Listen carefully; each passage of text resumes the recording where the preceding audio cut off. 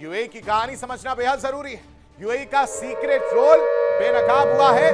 ये एक और बड़ी खबर, ईरान के खिलाफ यूएई की बड़ी भूमिका जो है वो देखने को मिल रही है। सीज़फायर के बाद भी ईरान पर वार करने की बात निकलकर सामने आ रही है। तेहरान पर यूएई ने कई वार किए हैं।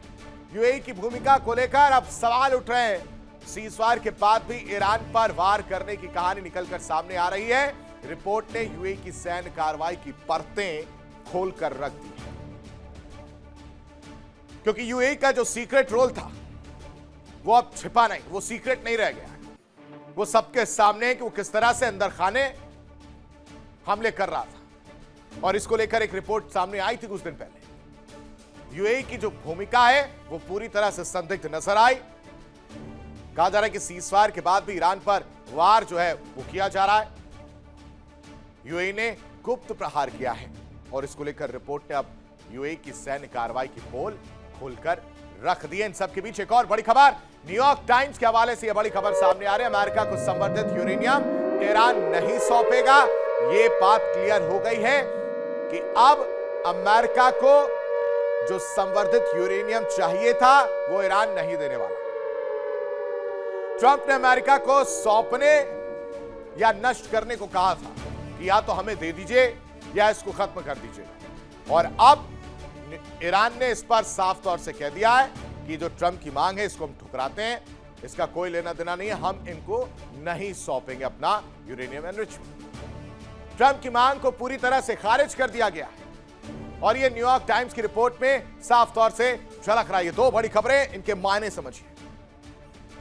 एक तरफ यूएई की भूमिका संदिग्ध नजर आ रही है। सीज़फायर के बीच यूएई ने चुपके से वार किया है, जिसको लेकर रिपोर्ट में खुलासा होता है। दूसरी तरफ वो इच्छा जिसको लेकर डोनाल्ड ट्रंप लगातार ईरान को घुटनों पर लाने की कोशिश कर रहे थे, वो सपने जिसको लेकर डोनाल्ड ट्रंप पूरा करने के लिए हर एड़ी चोटी का जोर लगा रहे थे। कह रहे थे कि यूरेनियम हमें सौंप दीजिए।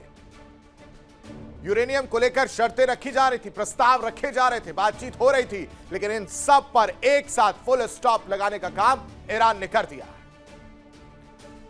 ईरान कह रहा है कि हम नहीं सौंपेंगे, हमारा संवर्धित यूरेनियम हमारे पास ही रहेगा। और ये जो हसीन सपने डोनाल्ड ट्रंप देख रहे हैं ये कभी पूरे होने वाले नहीं हैं। ये न्यूयॉर्क टाइम्स की एक रिपोर्ट में खुलासा हुआ है।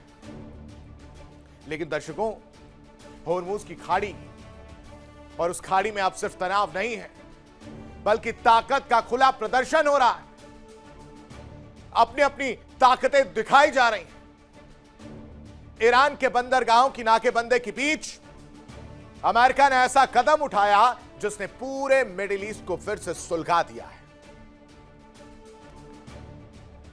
ईरान की ओर बढ़ रहे कार्गो जहाज को अमेरिकी मिसाइल ने निशाना बनाया, और देखते ही देखते उसका इंजन रूम तबाह हो गया।